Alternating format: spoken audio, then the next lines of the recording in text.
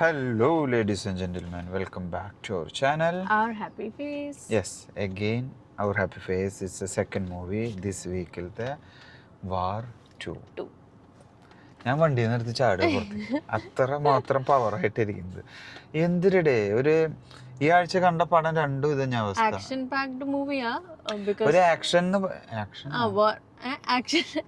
obviously action packed movie क्योंकि we all know war first പാർട്ടും അങ്ങനെ ആയിരുന്നു, എല്ലാരും കണ്ടിട്ടുള്ളതൊക്കെ അറിയാം. ഇത് എനിക്ക് തോന്നുന്നത് കുറച്ച് കൂടുതൽ ആക്ഷൻ ആയിപ്പോയി. അതായത് ആക്ഷൻ എന്ന് പറഞ്ഞതിന് ഒരു ലിമിറ്റ് ഉണ്ട്. ഇത് ഒത്തിരി ആക്ഷൻ എന്നൊന്നും പറയല്ല ഇതിനെ.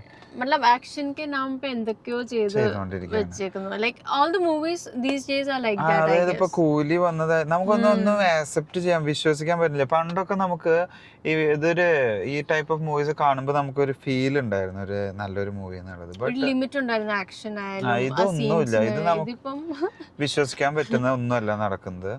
അങ്ങനത്തെ മൂവീസ് അല്ല ഹൃത്തിക്കിന്റെ ആയാലും കാര്യങ്ങളും. അപ്പം വാർ ഫുള്ള് സ്റ്റാർട്ടിങ് മുതൽ എൻഡ് വരെ വലിച്ചു നീട്ടിയ ഒരു പടമായി തോന്നി എനിക്ക്.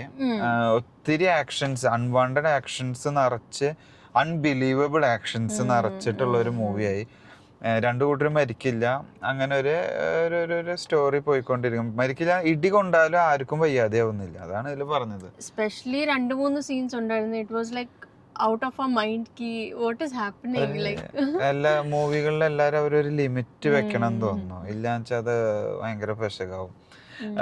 ഹൃതിക് റോഷനും അതേപോലെ നമ്മുടെ NTR, south Indian actor, south Indian famous actor, അങ്ങനെ ഒരു നൈസ്. അതായത് ആക്ഷൻ എന്ന് പറഞ്ഞ് കണ്ടിരിക്കാം. നൈസ് മൂവി എന്നൊന്നും പറയുന്നില്ല. നമുക്ക് story is fine, okay, average story കണ്ടിരിക്കാം. ലൈക്ക് ബട്ട് ലാഗ് ഉണ്ട് മൂവിക്ക്, ഒരു ലാഗ് ഉണ്ട്. നമുക്ക് അവസാനം നമുക്ക് കുറെ കണ്ടിട്ട് നമുക്ക് മതിയായി, വെറുത്ത് തുടങ്ങും. Especially what I felt was like the first half an hour അത്ര ഒരു പവർ തോന്നിയില്ല.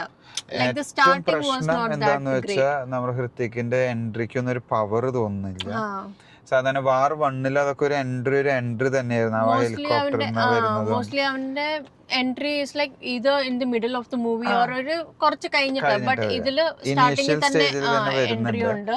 അപ്പോ അതൊരു പവർഫുൾ ആയിട്ടില്ല. പവർഫുൾ നമ്മൾ അങ്ങനെ എക്സ്പെക്ട് ചെയ്യുന്ന ഒരു ഇത് എൻട്രി കിട്ടിയിട്ടില്ല.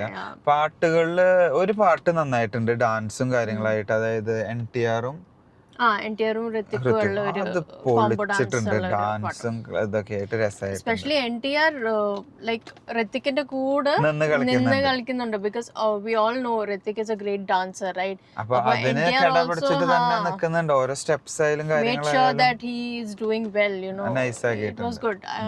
And I think RRRലും he did a great job in dance. ഒരു ടൈപ്പ് ഓഫ് അതെ.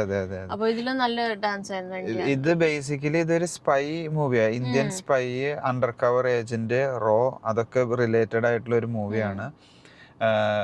ഇഷ്ടപ്പെടുമെന്ന് ചോദിച്ചാൽ ഇഷ്ടപ്പെടും, ഇഷ്ടപ്പെട്ടില്ല എന്ന് ചോദിച്ചാൽ ഇഷ്ടപ്പെടില്ല. അങ്ങനത്തെ ഒരു കാറ്റഗറി. സ്റ്റോറി കാര്യങ്ങളെല്ലാം കൂടി തിയേറ്ററിൽ പോയിട്ട് ഒന്ന് കാണാൻ പറ്റും. നല്ല രസമായിട്ടുണ്ട്. Visual effect and the shots that were taken were really good, especially the action scenes and all, and it was shot in many countries. അതാണ് ഇന്ത്യയിലും നല്ല കളി നടക്കുന്നത്. സ്പെയിന്, ഗ്രീസ്, സ്വിറ്റ്സർലാൻഡ്, അങ്ങനെയാണ് നടക്കുന്നത് ഫുള്ള് കളി. Between many countries it was ഭയങ്കര ലോജിക്കില്ല. അതായത് ഉച്ചക്ക് ഇരുന്നിട്ട് ഡൽഹി ജുമാ മസ്ജിദിന്റെ അവിടെ ഇരുന്നിട്ട് ആള് വർക്കൗട്ട് ചെയ്യുക.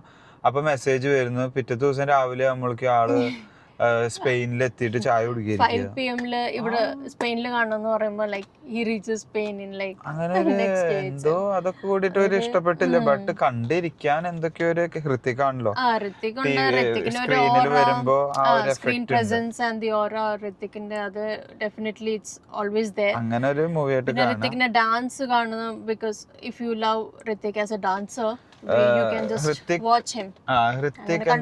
അങ്ങനെ കണ്ടിരിക്കാം, അത്രേ ഉള്ളൂ. അതായത് അവന്റെ ഫാൻസിന്, ഹൃത്തിക് ഫാൻസിനെ ആഘോഷിക്കാനായിട്ട് കണ്ടിരിക്കാവുന്ന ഒരു മൂവി എന്നുള്ളൂ. സ്റ്റോറി ആരുടെ ആയിരുന്നു? Story director Ayan Mukerji. So we all know അവൻ ലൈക്ക് ബോളിവുഡിലെ ഒരു famous director. He has done great movies before also. So there is Kiara Advani as well. She is the lead actress in the movie. there's Anil Kapoor. Anil Kapoor എൻട്രിയും കാര്യങ്ങളൊക്കെ super ആയിട്ടുണ്ട്. എൻട്രിയും super ആയിട്ടുണ്ട്. Last ആകുമ്പോ ഒരു അടിപൊളി സീൻ ഉണ്ട് മക്കൾ, അടിപൊളി. അതൊക്കെ ഞാൻ കൈയടിച്ച് പോകും. അതാണ് എനിക്ക് പടത്തിൽ കുറച്ച് ഇഷ്ടപ്പെട്ടത്. അങ്ങനെ ഭയങ്കര ബഡ്ജറ്റ് ഇറക്കിയിട്ടുണ്ടെന്ന് തോന്നുന്നു. ബഡ്ജറ്റ് ഇറക്കിയിട്ടുള്ളത് ഈ യാത്ര ചെയ്തിട്ട് ഒത്തിരി യാത്ര ചെയ്തിട്ടുണ്ട്. അതിന്റെ പൈസ നല്ലോണം ചെലവാക്കിയിട്ടുണ്ട്. അതാണ് ഇതിൽ കൂടുതൽ അതൊക്കെ തന്നെയാണ് ഇതിനെ കുറിച്ച് പറയാനുള്ളത്. ഇനി ഒത്തിരി പറഞ്ഞിട്ടുണ്ടെങ്കിൽ ഈ പറഞ്ഞാൽ ഹൈപ്പ് തന്നെ പറയേണ്ടി വരും. സോ ഇനി ഒത്തിരി വീഡിയോ വലിച്ചു നീട്ടുന്നില്ല. Thanks for watching. See you next time. Bye.